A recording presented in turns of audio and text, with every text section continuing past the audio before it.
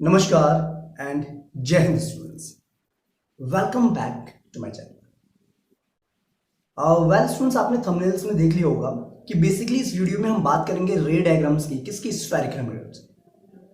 Okay, और बस दूसरी बात बच्चे, जो मैंने इससे पहले कुछ वीडियोस बनाई है बेसिक टर्म से रिलेटेड और स्फेरिकल मिरर्स के डिफरेंट पार्ट्स के बारे में, pole, centre of curvature, focal length, principal focus, तो आप उसको जाकर जरूर देखें। ठीक है, लिंक मैं आपको डिस्क्रिप्शन में प्रोवाइड कर दूंगा। उसके बाद इस वीडियो को देखो तो आपके लिए बेटर रहेगा, आपको कॉन्सेप्ट जो है बहुत ही डीपली समझ में आएगा। ठीक है बच्चे, तो स्टार्ट करते हैं। बेटा देखो, सबसे पहली बात आपको मैंने एक्सप्लेन भी किया था लास्ट वीडियो में, अगर आप देखेंगे तो मैंने आपको स्फेरिकल मिरर्स के बारे में बताया था। किसके बारे में? स्फेरिकल मिरर्स के बारे में। और स्फेरिकल मिरर्स बेसिकली होते क्या है? These are part of a sphere. ठीक है, एक स्फीयर है, उसका बेसिकली पार्ट आपका होता है। अगर स्फीयर को हम कट करेंगे तो हमारे पास दो पार्ट्स मिलते हैं। तो हमें मिलता है पार्ट एक इनवर्ड डायरेक्शन में, एक पार्ट मिलेगा हमें आउटवर्ड डायरेक्शन से। ठीक है, तो यहां से हमें मिलते हैं दो मिरर्स हमें मिलते हैं। एक होता है आपका कनकेव मिरर, एक आपका होता है कॉन्वेक्स मिरर। कनकेव मिरर में बेसिकली होता है क्या? केव, यानी कि गुफा की, अगर गुफा, एक केव का मतलब गुफा होता है एग्जैक्टली। तो वैसे इसका जो वो होता है रिफ्लेक्टिंग सरफेस, वो इनवर्ड डायरेक्शन में होता है। क्या होता है? इनवर्ड डायरेक्शन में होता है। और कन्वेक्स के केस में क्या होता है? उसका रिफ्लेक्टिंग सरफेस आउटवर्ड डायरेक्शन में होता है। ओके, और रही बात बाकी डिफरेंट पार्ट्स की, देखो एक होती है आपकी, इस फिगर में देखिए बेटा, यहां पर आपको सारे पॉइंट्स डिस्कस किए हुए हैं। देखो यहां पर हम कनकेव मिरर को कंसीडर करके चल रहे हैं और सेम आपका कन्वेक्स मिरर के लिए भी होगा। ठीक है, अब देखो बात सुनो। देखो ये जो एक इमेजिनरी लाइन पास होती हुई जा रही है आपकी, ठीक है, सेंटर ऑफ कर्वेचर से और सेंटर ऑफ मिरर से, इस लाइन को हम कहते हैं प्रिंसिपल एक्सिस कहते हैं। क्लियर बात है? अब आप कहेंगे सर सेंटर ऑफ कर्वेचर क्या होता है? देखो बेटा, जो स्फीयर था आपका, इस स्फीयर के एक पार्टिकुलर सेंटर होगा, है ना, जिसका ये मिरर क्या है? पार्ट है। तो उस सेंटर को हम कहते हैं सेंटर ऑफ कर्वेचर। ठीक है, और दूसरी बात आपको पता है बेटा, कन्वेक्स मिरर और कनकेव मिरर, इसमें आपको पता है कनकेव मिरर को हम कन्वर्जिंग मिरर कहते हैं और कन्वेक्स मिरर को हम डाइवर्जिंग मिरर कहते हैं। ऐसा क्यों कहते हैं? देखो बेटे, आपको पता है, आपको इनफाइनाइट नंबर ऑफ लाइट जब इन्फिनिटी से आ रही है, बीम ऑफ लाइट आपकी आ रही है parallel to the principal axis, वो क्या करती है? कनकेव मिरर पे स्ट्राइक होने के बाद रिफ्लेक्ट बैक होती है, और रिफ्लेक्ट बैक होने के बाद एक पार्टिकुलर पॉइंट पर जाके क्या हो जाती है? इकट्ठा हो जाती है। ठीक है, जिस पॉइंट को हम कहते हैं प्रिंसिपल फोकस कहते हैं, और एक क्या करते हैं? एक जगह पे कन्वर्ज करता है लाइट रेज को, दैट्स व्हाई इसको कन्वर्जिंग मिरर कहते हैं। लेकिन अगर हम बात करें कन्वेक्स मिरर की, तो कन्वेक्स मिरर के केस में क्या होता है बच्चे? उसका सेंटर ऑफ कर्वेचर क्या होगा? इस तरफ होगा, है ना, इधर होगा ना, क्योंकि इसका फेस इस तरीके से है, और प्रिंसिपल फोकस भी इधर ही होगा। तो इस केस में क्या होता है? जो भी लाइट रेज आपकी आ रही है parallel to the principal axis, वो क्या करता है? लगता है कि वो प्रिंसिपल फोकस पे जाकर के इकट्ठा हो रही है, लेकिन वो क्या होती है? वहां से डाइवर्स हो जाती है, रिफ्लेक्ट बैक हो जाती है। ठीक है, तो ठीक है बच्चे, तो इसीलिए इसको हम डाइवर्जिंग मिरर भी कहते हैं, कन्वेक्स मिरर को। ठीक है, तो इसके बारे में आप ऑलरेडी पढ़ चुके हैं, अगर नहीं देखा तो आप वीडियो जरूर देखें, उसमें आपको समझ में आ जाएगा। ओके बेटा, अब अच्छे बात करते हैं रे डायग्राम्स की, बात करते हैं। देखो कनकेव मिरर के बारे में आपको पता है और कॉन्वेक्स मिरर के बारे में आपको पता चल गया ऑलरेडी। ठीक है, अब देखो बेटा, आपको पता है कि अगर हम एक सोर्स की बात करते हैं, लाइट सोर्स की बात करते हैं, देखो जैसे ही लाइट सोर्स आपका है, तो उसमें ना बच्चे आपको पता है बहुत सारी लाइट रेज आ रही है, एक रे नहीं है आपके यहाँ पर, क्या है? इनफाइनाइट नंबर ऑफ रेज आप कह सकते हैं, यानी कि बीम ऑफ लाइट रेज आपके हैं, बीम है, कलेक्शन है रेज का। ठीक है, तो अगर हम यहां से इसका यूज करके अगर हम रे डायग्राम बनाए, अगर हम पिक्चर्स की ड्रॉ करें, तो बहुत कॉम्प्लिकेटेड हो जाएगा। कॉम्प्लिकेटेड कैसे होगा? देखो बच्चे सुनो मेरी बात, अगर जैसे मेरे पास ये क्या है? कनकेव मिरर मेरे पास, ठीक है, और आपको पता है ये जो एक लाइट रेस ये जो रे पास होती जा रही है, ये लाइन जो है, इसको आपको पता है क्या कहते हैं? प्रिंसिपल एक्सिस कहते हैं। तो आपको पता है एक्सिस का, ठीक है, और इसके सेंटर को हम क्या कहते हैं? पोल कहते हैं, मिरर के सेंटर को, ये भी आपको पता है। और जिस जिस स्फीयर का ये हमारा मिरर पार्ट है, उसके सेंटर को हम सेंटर ऑफ कर्वेचर कहते हैं, और जहां पर लाइट रेज इकट्ठा करता है उसको हम प्रिंसिपल फोकस कहते हैं। ठीक है, जो कि बेसिकली क्या होता है? यहां से यहां तक के डिस्टेंस का हाफ होता है। ठीक है बेटा, ये आपको मैं ऑलरेडी बता चुका हूं। अब बात सुनो बेटा, अगर मेरे पास एक ऑब्जेक्ट यहां पर रखा हुआ है, ये ऑब्जेक्ट मेरे यहां पर रखा हुआ है, ठीक है, ये मेरा ऑब्जेक्ट है। अब बात सुनो बेटा, अगर ऑब्जेक्ट यहां रखा हुआ और सोर्स मेरा यहां पर कोई एक लाइट रेज का सोर्स है, तो आप देखेंगे यहां पर हर एक पॉइंट से लाइट रेज निकलेगी, यहां से निकलेगी, यहां से भी निकल सकती है, यहां से भी निकल सकती है, यहां से भी निकल सकती है, यहां से भी निकल सकती है, यहां से भी निकल सकती है। ठीक है, अभी करेंगे रिफ्लेक्ट बैक होंगे यहां से, यहां से, यहां से, इस तरीके से, इस तरीके से, इस तरीके से होंगी कि नहीं होंगी। ये तो चलो बेटा आपका एक रे डायग्राम था, ठीक है, जहां पर आपका इंफिनिटी पे ऑब्जेक्ट रखा हुआ था और फिर प्रिंसिपल फोकस में जाकर साइड लेटरल्स आपकी कन्वर्ज हो गई। लेकिन अगर बेटा आप डिफरेंट पोजीशंस में बात करेंगे और देखेंगे इतनी सारी रे डायग्राम्स अगर आप बनाएंगे हर एक पॉइंट से, तो कितना कॉम्प्लिकेटेड हो जाएगा, है कि नहीं है? ओके, तो इसीलिए for sake of clarity, clarity मतलब कि अगर आपको रे डायग्राम बिल्कुल क्लियर बनाना है, ठीक है, अपनी क्लियरिटी के लिए हम क्या करते हैं, सिर्फ टू रेस को कंसीडर करके चलते हैं, और जहां पर दो रेस आफ्टर रिफ्लेक्शन इंटरसेक्ट करती हैं वहीं पर आपकी इमेज फॉर्मेशन होती है। Are you getting my point? ठीक है बच्चे, देखो हम जो है आपको पता है बेटा एक आपके पास जो ऑब्जेक्ट है उसके हर एक पॉइंट से आपको पता है लाइट रेज रिफ्लेक्ट हो, लाइट रेज आएंगी, हाँ, स्ट्राइक होके की, या यहाँ पर अगर आपका सोर्स है तो स्लाइड हो गई इस तरीके से। ओके, तो इसीलिए बेटा इनफ्रारेड लाइट रेज को कंसीडर करने की जगह पे हम क्या करते हैं, सिर्फ टू रेज को कंसीडर करके चलते हैं, और जहां पर दो रेज आपस में क्या करते हैं, इंटरसेक्ट करते हैं आफ्टर रिफ्लेक्शन, तो वहां पर आपका रे डायग्राम फॉर्मेशन होता है। ठीक है बच्चे, अब हम कुछ रूल्स बताएंगे डिफरेंट रे डायग्राम्स के बारे में, उसके बाद हम आपको बताएंगे कनकेव मिरर के लिए डिफरेंट पोजिशन पे इमेज कहां बनेगी और कन्वेक्स मिरर के लिए, फिर उनके यूजेस। ओके, चलिए सबसे पहले बात, फर्स्ट रूल क्या कहता है हमारा, फर्स्ट रूल कहता है कि अगर हमारी एक लाइट रे इंफिनिटी से आ रही है तो वो रिफ्लेक्ट होने के बाद कहां से जाएगी, प्रिंसिपल फोकस से जाएगी, और प्रिंसिपल फोकस आपको पता है ऑलरेडी, है ना। अगर मैं कनकेव मिरर की बात कर रहा हूं, ये सपोज कि आपको कनकेव मिरर है, ये आपको पता है प्रिंसिपल एक्सिस है जो कि इमेजिनरी लाइन होती है, और ये मैंने पीछे इस तरीके से बना रखा है आपको दिखाने के लिए कि पॉलिश्ड सरफेस है आपका, और ये रिफ्लेक्टिव सरफेस है, ठीक है। अगर इंफिनिटी से कोई लाइट रेज आ रही है आपके सपोज यहां से ऐसे आ रही है, ठीक है, आपको पता है प्रिंसिपल फोकस कर रही है और हमने इसको सेंटर ऑफ कर्वेचर कंसीडर कर लिया, ये लाइट रहेगी तो रिफ्लेक्ट होने के बाद it will reflect back and passing through the principal light. ठीक है, पहली लाइट रेज का क्या मतलब है, अगर कोई भी लाइट रे इंफिनिटी से आ रही है तो वो कनकेव मिरर से स्ट्राइक होने के बाद प्रिंसिपल फोकस से पास होकर के जाएगी। क्लियर बेटा, ये तो आपको पता ही कोड होता है, ठीक है बच्ची, बात क्लियर है। ओके, अब देखो बेटा जैसे आपको पता नहीं, आप जब प्लेन मिरर बनाते थे इस तरीके से,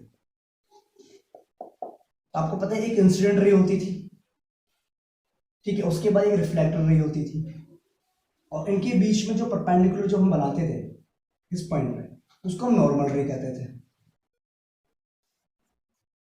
जी। ये आपकी रिफ्लेक्टर रे, ये आपकी इंसिडेंट रे होगी, ठीक है, क्लियर बात है। अब इनके बीच में जो एंगल बनता था नॉर्मल और इंसिडेंट रे के बीच में, उसको एंगल ऑफ इंसिडेंस कहते थे, और उसको हम एंगल ऑफ रिफ्लेक्शन कहते थे, नॉर्मल और रिफ्लेक्टेड रे के बीच में। ये बात समझ में आ गई? अच्छा, और मैंने बच्चे ये भी बताया था कि laws of reflection is applicable for all the mirrors, laws of reflection जो है सभी के लिए एप्लीकेबल होता है, ठीक है। अगर बेटा हम यहां से बात करें तो यहां पर नॉर्मल क्या होगी, तो एक बात का ध्यान रखना, normal is always from the centre of curvature, ठीक है बच्ची। नॉर्मल से अगर आप लाइट रेज ड्रॉ करेंगे उस पॉइंट पे जहां पर लाइट इंसिडेंट कर रही है, ठीक है, या रिफ्लेक्ट हो रही है, तो इस लाइन को हम कहेंगे नॉर्मल कहेंगे, ठीक है। और यहां पर क्या होगा, ये एंगल ऑफ इंसिडेंस होगा और ये आपका एंगल ऑफ रिफ्लेक्शन होगा। आई थिंक बात क्लियर हो गई आपको, ठीक है। तो पहला पॉइंट आपने याद रखना है, कोई भी लाइट रेज अगर आपके इंफिनिटी से आ रही है तो मिरर पे स्ट्राइक करने के बाद, कनकेव मिरर में स्ट्राइक करने के बाद वो जो है रिफ्लेक्ट बैक होगी, तो प्रिंसिपल फोकस से पास होने लगेगी, ठीक है। अच्छा, लेकिन अगर हम बात करें बेटा किसकी, कन्वेक्स मिरर की अगर बात करें, जिसमें आपको पता है रिफ्लेक्टिंग सरफेस आपका आउटवर्ड होता है, तो इस केस में क्या होता है बच्चे, इसका जो फोकस होता है वो राइट हैंड साइड में होता है, ध्यान रखो। कनकेव मिरर में प्रिंसिपल फोकस होता है आपका किस साइड होता है, लेफ्ट हैंड साइड में होता है, यानी कि in front of the mirror होता है। यहां पर क्या होता है, principal focus behind the mirror होता है, ठीक है। अगर इंफिनिटी से कोई लाइट रेज यहां पर आ रही है तो ऐसा लगता है कि वो प्रिंसिपल फोकस से पेज से वापस आ रही है, रिफ्लेक्ट होकर के, हाँ, लेकिन एक्चुअल में ऐसा नहीं होता है। तो ये क्या होता है, डाइवर्स कर देता है, उसके पाथ को क्या कर देता है, डाइवर्स कर देता है, इसीलिए इसको डाइवर्जिंग मिरर भी कहते हैं। इस बात का ध्यान रहेगा, ठीक है। तो ये चीज आप, ओके बेटा, क्लियर है। देखिए स्टूडेंट्स, अगर आपको कोई कंफ्यूजन वगैरह होती है तो आप मुझे कमेंट करके बता सकते हैं कि सर इस पॉइंट पे मुझे डाउट है, ठीक है। देखो सेकंड रूल को अगर हम कंसीडर करें, चलो सेकंड रूल क्या कहता है, अगर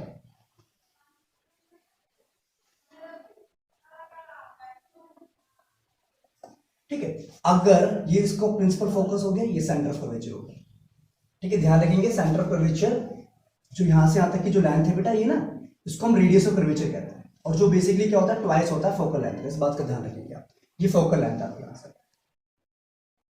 ठीक है बेटा, क्लियर है, ओके। अब बात सुनो, अब यहां पर हम बोल रहे हैं बेसिकली कि अगर आपकी लाइट रेज, अगर आपकी एक लाइट रे प्रिंसिपल फोकस से पास होती हुई जाती है, ठीक है, अगर एक लाइट रेज आपकी प्रिंसिपल फोकस से पास होती हुई जाती है, तो मिरर से स्ट्राइक होने के बाद बिल्कुल ही पैरेलल निकल जाएगी, parallel to the principal axis चले जाएगी, ठीक है बच्चों, बात समझ में। अगर आपकी लाइट रेज प्रिंसिपल फोकस से जाती है मिरर पे, तो स्ट्राइक होने के बाद will moves parallel to the principal axis, ठीक है बच्चे, बात समझ में आ गई इतनी, ओके। और यहां पर भी इस केस में भी वही सेम होगा, यहां से नॉर्मल हो जाएगा, ये इंसिडेंट हो जाएगा एंगल ऑफ इंसिडेंस, ये आपका एंगल ऑफ रिफ्लेक्शन हो जाएगा, क्लियर है। अच्छा, अगर हम बात करें कन्वेक्स मिरर की, तो कन्वेक्स मिरर के केस में क्या होगा, ये आपकी प्रिंसिपल एक्सिस है, ठीक है, ये आपका फोकस है, ये आपका सेंटर ऑफ कर्वेचर है,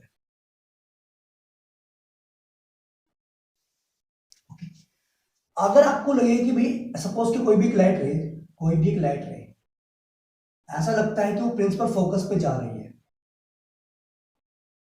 ठीक है, तो इसका मतलब वो स्ट्राइक होने के बाद that will move parallel to the principal axis, okay.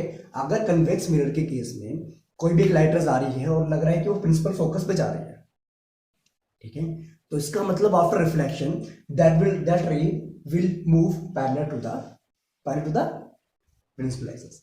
आप कहोगे सर यहां पर नॉर्मल कैसे ड्रॉ करें, नॉर्मल आप ऐसे ड्रॉ कर सकते हैं, सेंटर कर्वेचर आपका है ना, यहां से,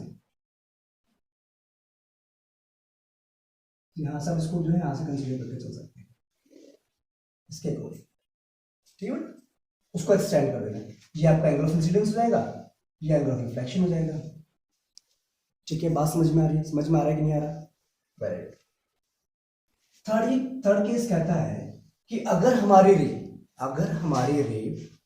सेंटर ऑफ कर्वेचर से जा रही है, तो स्ट्राइक होने के बाद वो सेंटर ऑफ कर्वेचर से ही वापस आएगी, यानी कहने का मतलब क्या है, एक तरीके से नॉर्मल जा रही है, जैसा आप करते हैं ना प्लेन मिरर में, अगर आपकी लाइट बिल्कुल नॉर्मली जा रही है, परपेंडिकुलरली जा रही है मिरर पे, तो परपेंडिकुलर ही रिफ्लेक्ट बैक होगी, है ना, तो वैसे यहां पर भी हम कह सकते हैं। थर्ड केस क्या है, ये हो जाएगा आपका, ये आपका कंटिन्यू मिरर, ये आपका प्रिंसिपल फोकस, ये आपका सेंटर ऑफ कर्वेचर, ठीक है। सपोज कि आपकी लाइट यहां से जा रही है यहां पर, तो यही जो है इसी पे क्या हो जाएगी, रिफ्लेक्ट बैक हो जाएगी, ठीक है, सेंटर कर्वेचर से ही वापस चल जाएगी। अगर हम बात करें कन्वेक्स मिरर की केस में,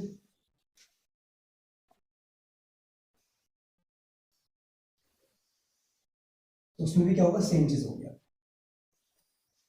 ठीक है। देखो ऐसा लगेगा कि लाइट रेज जो आपकी इंफिनिटी से सेंटर कर्वेचर पे जा रही है,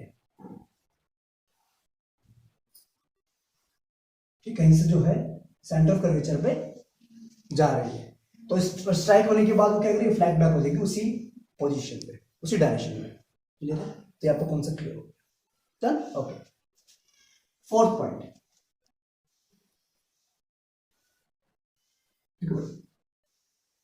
आपको पता है इसके सेंटर को हम क्या कहते हैं, मिरर के सेंटर को पोल कहते हैं। अगर सपोज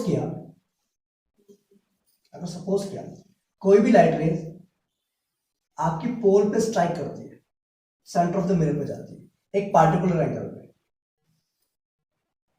ठीक है, तो वो उतने ही एंगल पे रिफ्लेक्ट बैक भी होगी, जिसको हम एंगल ऑफ रिफ्लेक्शन भी कहते हैं, ठीक है, बट सेम होगा आपका कन्वेक्स के लिए साथ में भी होगा,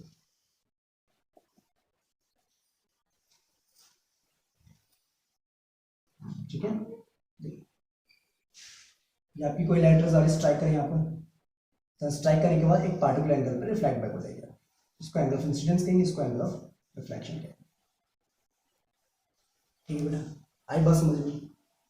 ठीक है, तो ये थे कुछ बच्चे 4 रे डायग्राम जिनका यूज करके आप जो है बेसिकली क्या बनेंगे, इमेज फॉर्मेशंस करेंगे, किसकी, कनकेव मिरर की और कन्वेक्स मिरर की। ठीक है बच्चे, बात समझ में आ गई है? ठीक है, ओके दैट। अब बच्चे कंटिन्यू करते हैं with a concave mirror. Okay, till that pause the video. अब बच्चे बात करते हैं image formation via concave mirror. ठीक है, तो डिफरेंट पोजीशंस में हम बात करेंगे, अलग अलग पोजीशंस में हम ऑब्जेक्ट्स को लेंगे और उसके अकॉर्डिंग उसकी इमेज कहां बनेगी, कैसी बनेगी, उसका नेचर क्या होगा। ठीक है, तो उसके बारे में हम डिस्कस करेंगे वन बाय वन। ठीक है बेटा, कोई दिक्कत नहीं, चलिए कंसीडर करते हैं। फर्स्ट केस, अगर हमने कंसीडर किया कि ऑब्जेक्ट हमारा कहां पर, इन्फिनिटी पे, और ये हमारा कनकेव मिरर है। ठीक है, इमेजनरी लाइन हम बनाते हैं यहाँ पर, प्रिंसिपल एक्सिस, ये आपका पोल हो गया। ठीक है, आपका प्रिंसिपल फोकस, ये आपका सेंटर ऑफ कर्वेचर। ठीक है, अब देखो बच्चे, अगर आपका ऑब्जेक्ट जो है, if your object as an infinity, अगर आपका जो ऑब्जेक्ट क्या है, इन्फिनिटी पे, सपोज कि इस ऑब्जेक्ट का नाम मैंने लिख दिया ए बी, कोई दिक्कत नहीं, ए बी आपका एक ऑब्जेक्ट है जो कि क्या है, इन्फिनिटी पे। और आपको पता है जब इन्फिनिटी से लाइट रेज आती है तो कहां स्ट्राइक होती है, प्रिंसिपल फोकस पे। यानी कि अगर इन्फिनिटी से कोई भी light rays parallel to the principal axis आती है तो वो स्ट्राइक होने के बाद रिफ्लेक्ट बैक होगी कहां से, प्रिंसिपल फोकस से। कहां से जाएगी, प्रिंसिपल फोकस से जाएगी। ठीक है, आप जो स्केल का प्रॉपर्ली यूज करेंगे। ठीक है, और आपको मैंने बताया था हम सिर्फ 2 रेज को कंसीडर करके चल रहे हैं यहां पर, ताकि जो हमारी डायग्राम बने वो क्लियरिटी बने। ठीक है, नहीं तो हमको पता है बच्चे यहां से इनफाइनाइट नंबर ऑफ राइटर्स आ सकते हैं इस तरीके से। आपको पता है इनफाइनाइट नंबर ऑफ राइटर्स आपके यहां से। तो आपका जो है, अब देखो मेरी बात सुनो ध्यान से, अगर ऑब्जेक्ट आपका कहां था, ऑब्जेक्ट आपका इन्फिनिटी पे था, तो इमेज का फॉर्मेशन हो रही है आपकी फोकस पे हो रही है, प्रिंसिपल फोकस पे हो रही है, और किस साइज की हो रही है, पॉइंट साइज की हो रही है। अब नेचर क्या होगा, एक बात का ध्यान रखना हमेशा, इस केस में इमेज का जो नेचर होगा वो रियल होगा। रियल मीन्स होता है कि we are getting on the screen, screen पे मिल सकती है इमेज आपको। दूसरी बात, इनवर्टेड इमेज होगी, इनवर्टेड मतलब उल्टी इमेज होगी। ठीक है बेटा, बात समझ में आ गई, दैट्स गुड। सेकंड कंडीशन, अच्छा दूसरी बात, अब ऑब्जेक्ट को हम थोड़ा सा आगे लाएंगे। अच्छा एक बात बता दूं बेटा आपको, अब थोड़ा बेटर तरीका रहेगा आपको समझने के लिए। एक बात का ध्यान रखिएगा, ऑब्जेक्ट जितना मिरर के नजदीक आता जाएगा ना, उतनी ही उसकी दूर इमेज बनती जाएगी। ये समझे बात? देखो, अगर आपका इन्फिनिटी पे ऑब्जेक्ट है तो फोकस पे आपकी इमेज बन रही है। ठीक है, जैसे और नजदीक आएगा तो फोकस से आगे बढ़ जाएगी इमेज। ठीक है, अभी आपको समझ में आएगा बेटर तरीके से। तो इस बात का ध्यान रखना बेटा, जैसे ही ऑब्जेक्ट आपके मिरर के बिल्कुल नजदीक जाता जा रहा है, वैसे ही इमेज की जो फॉर्मेशन वो दूर बनती जा रही है, आगे बढ़ती जा रही है। ठीक है, सेकंड केस, अब हमने बात करी बच्चे, ऑब्जेक्ट कहां पर आपका बियॉन्ड सी है, यानी कि इन्फिनिटी पे ना होकर के कहीं पर आसपास क्या, सी के पीछे हमारा ऑब्जेक्ट है।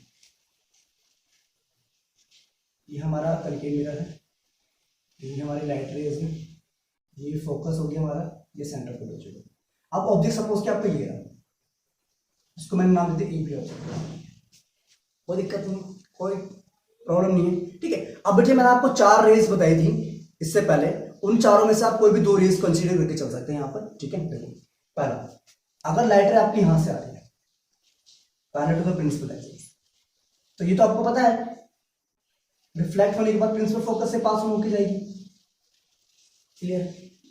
ठीक है, और दूसरी कंसीडर कर दीजिए यहां से कि सेंटर ऑफ कर्वेचर से जा रही है, तो सभी को पता है बेटा सेंटर ऑफ कर्वेचर से जब लाइट रेज जाएगी तो स्ट्राइक होने के बाद वापस आएगी। अब देखो इमेज क्या बन रही है, ये बन रही है ना। आपको मैंने बताया था जहां पर 2 लाइटर्स इंटरसेक्ट करेंगी आफ्टर रिफ्लेक्शन, वहां पर इमेज की पोजीशन हो जाएगी। ठीक है, इमेज फॉर्मेशन मांगेगी।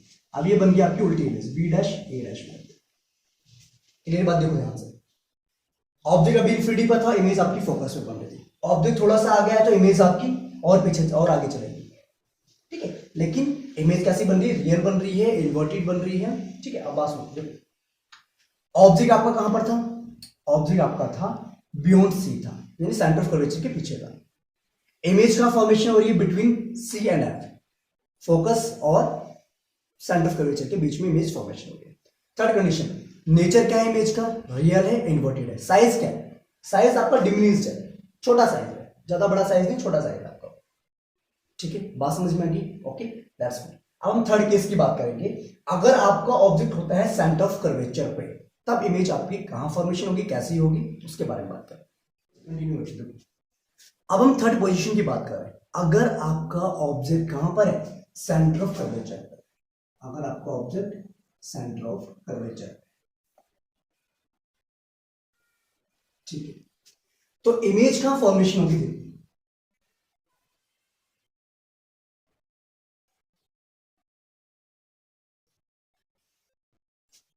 ठीक है।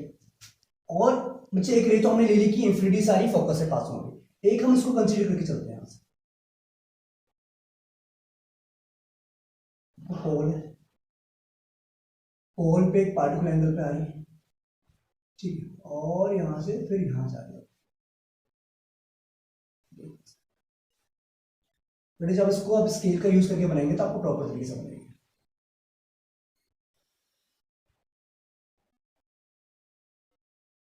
ठीक है, बात समझ में, ये सेंटर ऑफ कर्वेचर, ठीक है। अब देखो एक लाइट रेज आपकी आ रही है, यहां से जा रही है, यहां स्ट्राइक होने के बाद प्रिंसिपल फोकस से आ रही है, ठीक है। दूसरी राइज एक पार्टिकुलर एंगल पे आ रही है, स्ट्राइक होने के बाद वही आपका क्या करें, एक पार्टिकुलर एंगल पे यहां से स्ट्राइक होकर जा रही है।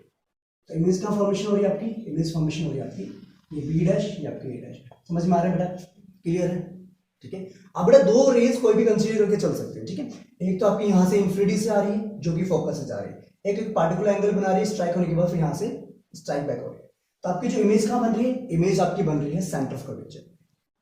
अगर आपका ऑब्जेक्ट सेंटर ऑफ कर्वेचर पे है तो इमेज भी कहां बनेगी आपकी, सेंटर ऑफ कर्वेचर पे बनेगी।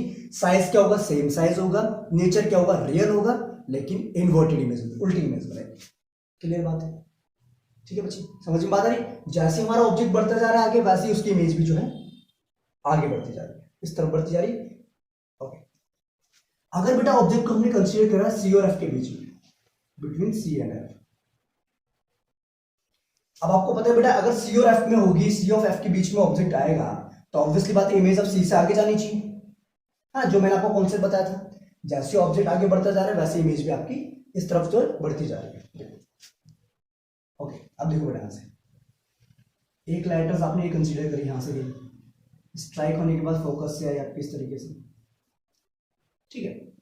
दूसरी आप कंसीडर कर सकते हैं इस तरीके से कि यहां से फोकस से गई, ठीक है। तो स्ट्राइक होने के बाद क्या करेगी, वो सीधी पैरेलल कर देगी, ठीक है, थोड़ा सा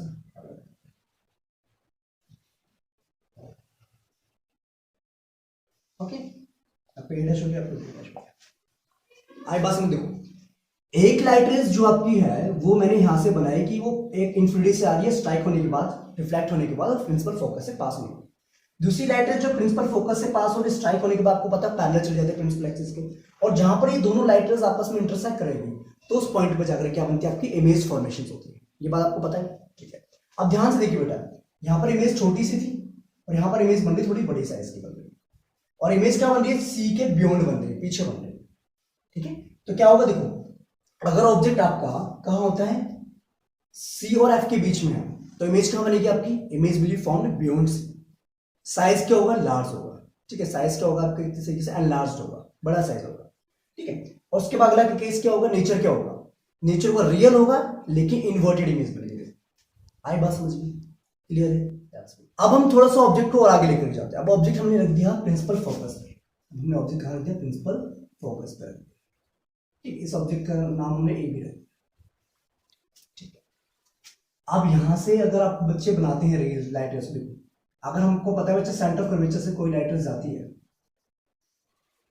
तो आप सभी को पता है बेटा सेंटर ऑफ कर्वेचर से लाइट रेज जब स्ट्राइक करती है मिरर पे तो सेंटर कर्वेचर पे वापस आ जाती है, कोई दिक्कत की बात नहीं। और दूसरी बात क्या होती है बेटा, ठीक है, इतनी बात क्लियर करेंगे। और दूसरी बात बेटा क्या, अगर लाइट रेज आपकी इंफिनिटी से आती है, यहां से ऐसे आ रही है, ठीक है, तो आपको पता है स्ट्राइक होने के बाद प्रिंसिपल फोकस से पास होकर जाती है, ठीक है, रिफ्लेक्ट होने के बाद वो प्रिंसिपल फोकस से पास होकर के जाती है, ऐसे जाती है।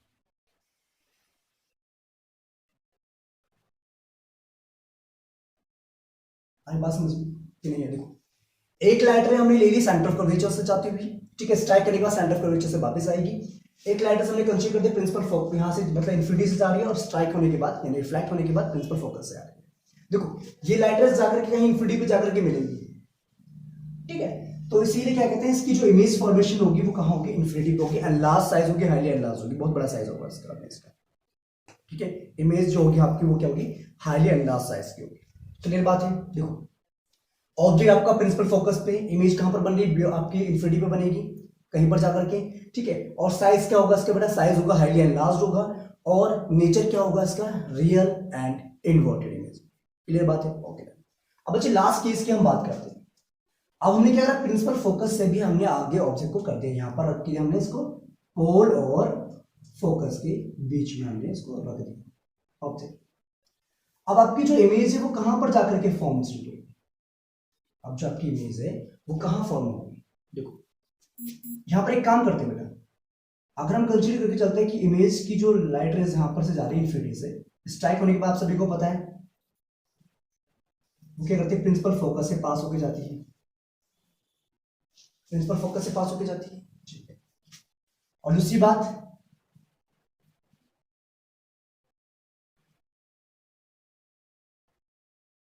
ठीक है, प्रिंसिपल फोकस से पास होती हुई आपकी जाती है, ठीक है बेटा, बात समझ में। देखो आपका एक लाइट रेस तो हमने बच्चे कंसीडर कर लिया कि इन्फिनिटी से आ रही है, रिफ्लेक्ट होने के बाद प्रिंसिपल फोकस से पास होती है। अच्छा दूसरा हमने कंसीडर करते एक लाइट रेस जो हमारी है वो एक पार्टिकुलर एंगल पे जो है यहाँ स्ट्राइक कर रही है पोल पे, तो ऑब्वियसली बात है ये ऐसे आएगी, है ना, यानी जितना एंगल वो इंसिडेंस बनाएगी यहाँ पर वैसे ही एंगल जो है आपका रिफ्लेक्शन का भी आएगा, एंगल ऑफ इंसिडेंस और ये एंगल ऑफ रिफ्लेक्शन आपका आएगा, ओके। अब देखो बेटा ये जो लाइट रेज है इधर जाके कभी भी जाकर के स्ट्राइक नहीं करेंगे, मतलब इंटरसेक्ट नहीं करेंगे, तो हम क्या करेंगे, इसको एक्सटेंड करते हैं बिहाइंड द मिरर, ठीक है, इसको भी एक्सटेंड कर देते हैं, ठीक है। अब देखिए बेटा बात समझिएगा ध्यान से, अब बात ध्यान से क्लियर ध्यान से। अगर आपका ऑब्जेक्ट प्रिंसिपल फोकस और पोल के बीच में है तो जो आपकी इमेज बनेगी वो एनलार्ज बनेगी, काफी बड़ी इमेज बनेगी, ठीक है। और दूसरी बात उसका जो नेचर होगा वो होगा वर्चुअल होगा, मतलब बिहाइंड द मिरर बनेगी, और इरेक्ट होगी, सीधी बनेगी और वर्चुअल बनेगी, ठीक है। बात समझ में आ रही है, ओके, ठीक है, क्लियर है बात, समझ में आ रही है कि नहीं आ रही। अगर मैंने ऑब्जेक्ट को P और F के बीच में रखा हुआ है तो एक लाइट रेस को मैंने कंसीडर करके चला जो कि इन्फिनिटी से आ रही है, तो स्ट्राइक होने के बाद प्रिंसिपल फोकस है। दूसरा हमने करा एंगल ऑफ इंसिडेंस और एंगल ऑफ रिफ्लेक्शन वाला कॉन्सेप्ट, एक पार्टिकुलर एंगल पे पोल पे जा रही है तो उसी पार्टिकुलर एंगल पर रिफ्लेक्ट बैक होगी, ठीक है। तो यहाँ पर कोई चांस ही नहीं है कि कहीं पर जाकर मिल जाए लाइन रेस, क्योंकि ये क्या करेगी इस तरीके से ऐसे जा रही है, ये लाइट रेस ऐसे ऐसे जा रही है, ठीक है। तो ये क्या करेंगे आपस में मीट करेंगे बिहाइंड द मिरर, ओके, बात समझ में आ गई। तो इसीलिए कनकेव मिरर को, इसीलिए कनकेव मिरर को सेविंग मिरर के तौर पर यूज किया जाता है, और दूसरी बात सेविंग मिरर के तौर पर यूज किया जाता है क्योंकि ये आपको एक तरीके से लार्ज इमेज दे रही है, ठीक है। और दूसरी बात इसको हम यूज करते हैं, डेंटिस्ट भी यूज करते हैं इसको आपके दांतों का चेकअप करने के लिए, हाँ करते हैं ना, कनकेव मिरर का यूज करते हैं। आई बस समझ में आ गई, क्लियर है, ठीक है बच्चे, ओके। तो ये था बच्चे कुछ डायग्राम जो कि कनकेव मिरर्स फॉर्मेशन करता है, ठीक है, अलग अलग पोजिशन के अकॉर्डिंग, ओके। अब बच्चे बात करते हैं हम कन्वेक्स मिरर के डायग्राम्स की बात करते हैं, ठीक है। कन्वेक्स मिरर में डायग्राम्स कैसे फॉर्मेशन होता है, और एक बात का ध्यान रखेंगे बेटा, कन्वेक्स मिरर में प्रिंसिपल फोकस हमेशा क्या होता है आपका, बिहाइंड द मिरर होता है। कैसे होता है देखो बेटा, कन्वेक्स मिरर की हम बात करें तो आप सभी को पता है बेटा कन्वेक्स मिरर जो इस तरीके से होता है, ठीक है, जिसका रिफ्लेक्टिंग सरफेस आपका क्या होता है, आउटवर्ड होता है। अब यहां पर इसका प्रिंसिपल फोकस हो गया, यहां पर इसका सेंटर ऑफ कर्वेचर हो गया, ठीक है, बिहाइंड द मिरर। अगर बेटा आप जो है इन्फिनिटी से लेकर के प्रिंसिपल फोकस तक कहीं पर भी अगर आप ऑब्जेक्ट को रखते हैं इस केस में, या फिर सपोज कि आपने क्या करा, इन्फिनिटी पे आपने एक ऑब्जेक्ट रखा है यहां पर ए ऑब्जेक्ट है, तो आपको पता है बेटा जो लाइट यहां से आएगी इन्फिनिटी से, इन्फिनिटी से जो लाइट आपके आएगी वो आपको ऐसा लगेगा कि भाई वो क्या कर रही है, आपकी प्रिंसिपल फोकस पे जाकर के क्या कर रही है, प्रिंसिपल फोकस पे जाकर के कन्वर्ज हो रही है, बट लेकिन ऐसा नहीं होता है, ये क्या करते हैं इसको डाइवर्स कर देती है रास्ते, ठीक है। एक्चुअल में होता क्या है कन्वेक्स मिरर के केस में कि ये जितनी भी लाइट रेज आपकी आती है उसको क्या करता है, डाइवर्स कर देता है, और ऐसा लगता है कि वो प्रिंसिपल फोकस से जाकर के डाइवर्स हो रही है। ठीक है, ठीक है, इसीलिए इसको डाइवर्जिंग मिरर भी कहते हैं। और एक बात का ध्यान रखेंगे, इस केस में हमेशा कन्वेक्स मिरर के केस में आपको हमेशा छोटी इमेज मिलेगी। ठीक है, इमेज का जो साइज होगा वो हाईली डिमिनिश्ड होगा इस केस में, पॉइंट साइड इमेज होगी। ठीक है, ओके, और प्रिंसिपल फोकस पे जाकर के आपकी इमेज फॉर्मेशन होगा। ठीक है, बिहाइंड द मिरर होगी, और आपकी एक टर्म से वर्चुअल इमेज होगी और आपकी इरेक्ट इमेज होगी। क्लियर बात? अच्छा, दूसरा केस ये है बेटा, अगर आपने ऑब्जेक्ट को कहीं पर भी कंसीडर करके चल रहा है, मतलब पोल और इन्फिनिटी के बीच में कहीं पर, सपोज कि आपने ऑब्जेक्ट को यहां ले लिया, ये आपका एफ पॉइंट हो गया प्रिंसिपल फोकस, ये आपका सेंटर ऑफ कर्वेचर हो गया। ठीक है बेटा, तो इस केस में क्या होगा, लाइट रेज आपके ऐसे आएगी और ऐसा लगेगा कि वो प्रिंसिपल फोकस पे जाकर के से जो है डाइवर्स हो गई। ठीक है, या दूसरी आप ये ले सकते हैं बच्चे, सेंटर ऑफ कर्वेचर पे जाती हुई यहां से लाइट रेज।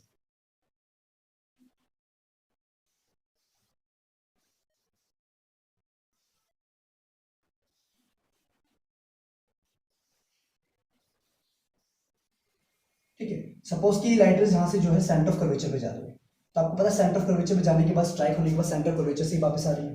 ठीक है, तो ऐसा लगेगा बेटा ये जो बिहाइंड द मिरर जो है इस पॉइंट पे जाकर के स्ट्राइक कर रही है, दोनों लाइट रेज इस पॉइंट पे जाकर के स्ट्राइक कर रही है।